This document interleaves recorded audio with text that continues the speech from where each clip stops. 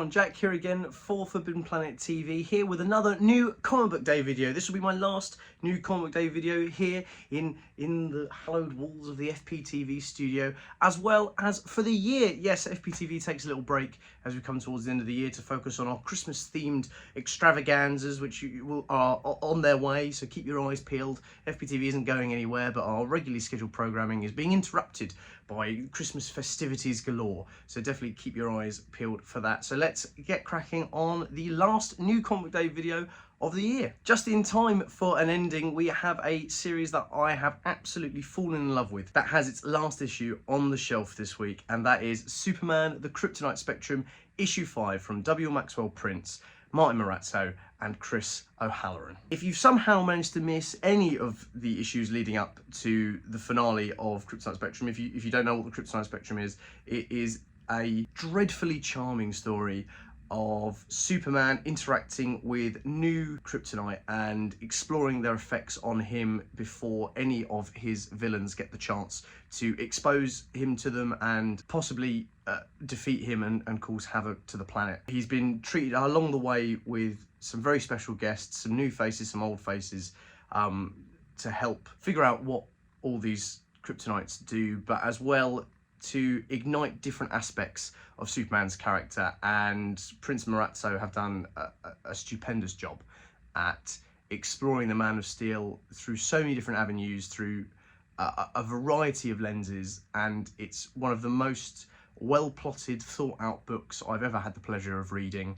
I'm heartbroken that it's over, and I can't recommend picking it up enough, and I'm sorry to see it go, but I'm glad that we got a series like this. So yeah, Superman: Kryptonite Spectrum. Carrying on from Bad Idea, we have Cul-de-sac issue 5, a bit of a thinner issue 5 than I was expecting, but there are so many previews in the back of this book. This book serves, as do a lot of the other Bad Idea books coming out over the next couple of weeks, as a great chance to check out what's coming out next from Bad Idea. Their 2026 is going to be absolutely stacked with continuing series, stuff like Planet Death and Survive, and loads new, varied, wild looking books. We just had Ordained start as well.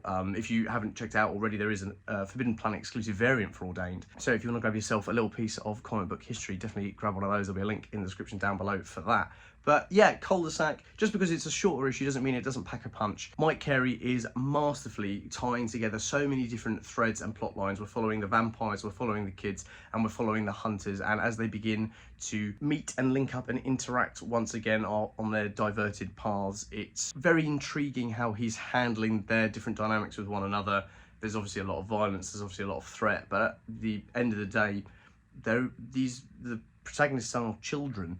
And in a world of adults and of this violence that they're now being thrust into, there are these real moments of innocence, and seeing the other characters navigate that is very interesting, and I'm really enjoying it, and I can't wait to see what issue 5 brings to the table, because it's, yeah, I love Cul-de-sac. It's been great. Jonathan Weishak as well. Just every time, the art's so good. And finally, for single issues this week, speaking of conflict, issue 2 of Alien vs. Captain America is here. It's Baron von Strucker's discovery of xenomorphs on Earth and utilising them for Hydra, the scientific wing of the Nazi Party under Red Skull. I'm very glad the Captain America story is set during the war. I think the Howling Commandos and Bucky are some of my favourite fringe characters for Captain America. We've recently just had Hell Hunters as well from Philip Kennedy Johnson. Thanks to Vic for the recommendation on that one, spanning out of the World War II Ghost Rider we saw in Incredible Hulk, and that was a brilliant story. There are so many different facets to Marvel's, mysticism, sci-fi. It's such a full world, and having those iterations of the characters be quite centric in a lot of the recent storytelling has been super exciting for me.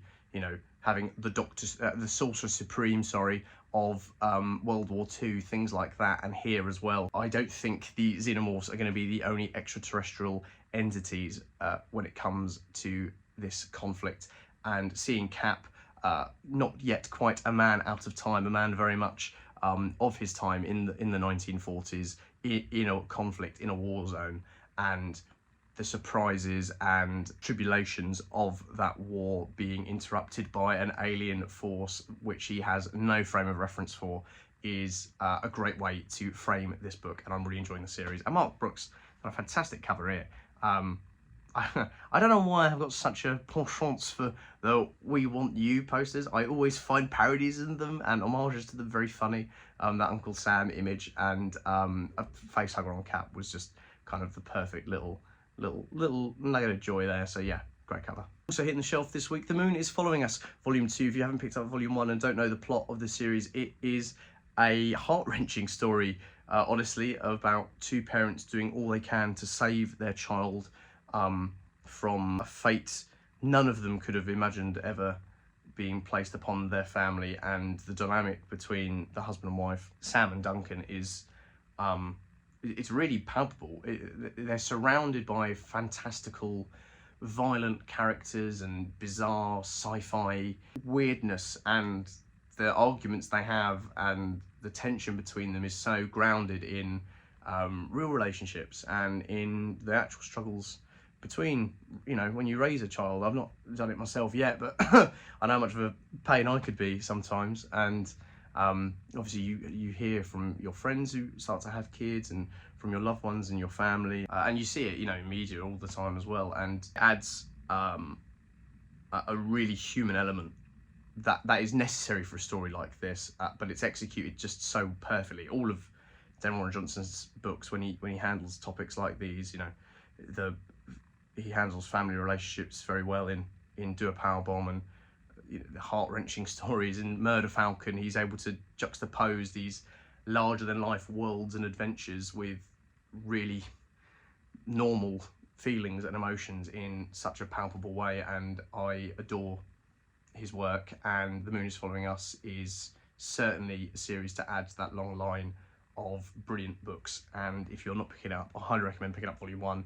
Definitely then pick up Volume 2. Get lost in the world, and maybe you'll see a little bit of the world you know all too well while you're flicking through the pages. And yeah, it's a wonderful book. I highly recommend it. One of my all-time favourite comic book pairings is Mark Waid and Chris Samnee, who have joined forces for Batman and Robin Year 1. All 12 issues are now finally collected together. There is a hardcover and a paperback as well. Thank you, DC, for not doing 2 6-issue trades and putting them all together. That makes me very, very happy. Not saying 2 6-issue trades are a bad thing. I just prefer doing it all in one chunk because I'm a binge reader and I love binge reading my books. Mark Waid and Chris Samnee have worked together on countless projects. Well, I probably could count them, but the top ones that I can think of that I absolutely adore is Captain America, Daredevil, Black Widow as well. It's just yeah, they've done a lot of work together over at Marvel, and seeing them lend their hand to the dynamic duo was a super exciting prospect. I read the first issue and knew I was going to fall in love with this series, and it's going to look so lovely on my shelf with the rest of their collected works, because they are a powerhouse when it comes to telling charming, endearing, again, really like well plotted out vignettes of what is essentially a father and son duo. In every title they've handled so far, they put such an emphasis on the real lives of those characters and how the work that they do and the heroism and the vigilante-ness of all of it, how that is can take a toll and how it impacts those lives. And why I enjoy books like Jeff Lemire's Robin and Batman, and why I enjoy like the Adam West Batman series, is because you actually do get quite a lot of time with Bruce and Dick, not just Batman and Robin. And I'm expecting a lot of that in this book, and so excited it's finally here. If you weren't planning on picking it up, what are you doing? Pick it up. If you have a Batman and Robin fan in your life, pick it up for him for Christmas. If you're the Batman and Robin fan in your life, pick it up for yourself for Christmas. Treat yourself. It's so rare for us to get a book like this. Yeah, Batman and Robin Year 1. Great stuff. And speaking of finally being all collected, 12 issues plus a special, after much anticipation, after waiting what feels like forever, you've just seen it there. Tom King and Greg Smallwood's The Human Target, all 12 issues, deluxe hardcover, sprayed edge, boom, shakalaka. Accidentally ingesting the poison destined for Lex Luthor, the human target, Christopher Chance, has just 12 days to live, and the whole plot of the human target is he is trying to figure out who would poison him, and if he can survive, if there's an antidote for this poison. It's been so recommended to me after so long. A good friend of mine, Josh, an ex-colleague, Josh, absolutely adored this series. Wouldn't stop going on about it, and rightfully so, because Greg Smallwood's art, from what I've seen and from what I catch up with, is just phenomenal on every level. I mean, look at that cover. It looks like it could leap off of a bookshelf in the 1950s, like if you were at any amount of books on the Charing Cross Road or something like that in London, for all of you secondhand book people like me. And you have these beautiful noir covers, these great ventures of classy, debonair, femme fatale, spy wandering, PI, goodness and madness, Chinatown.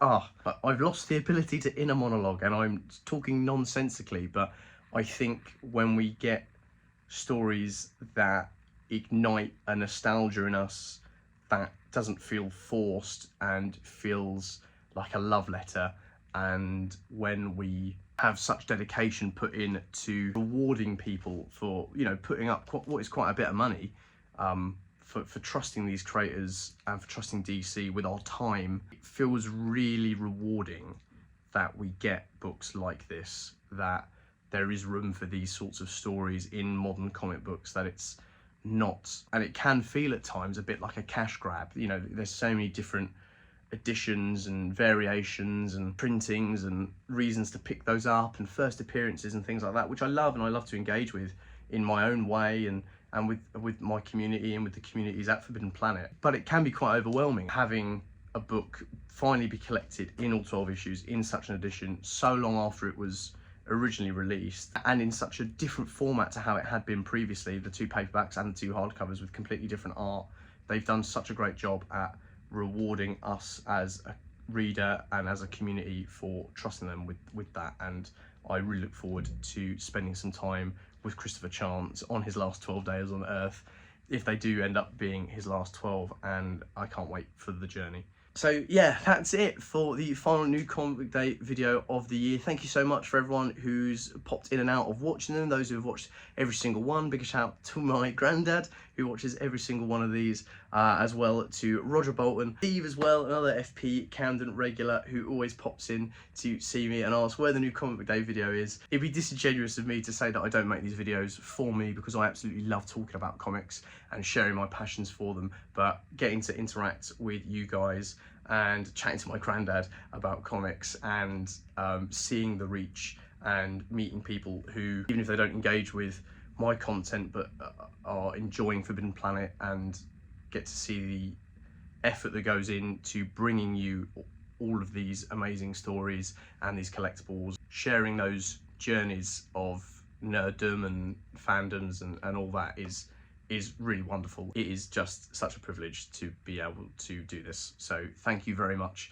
for watching. If there's anything you've seen me talk about this week that you're thinking of picking up, head to your local Forbidden Planet or head to forbiddenplanet.com, where you can order any of the books and so many more. There's so much more on the shelf every single week. I say it every one of these videos.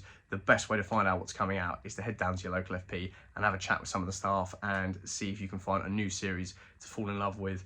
Thank you as ever for watching and listening, and for engaging with all this stuff, because it's the best. So have a wonderful Christmas, have a very happy new year, and I will see you in January for a host of new comics.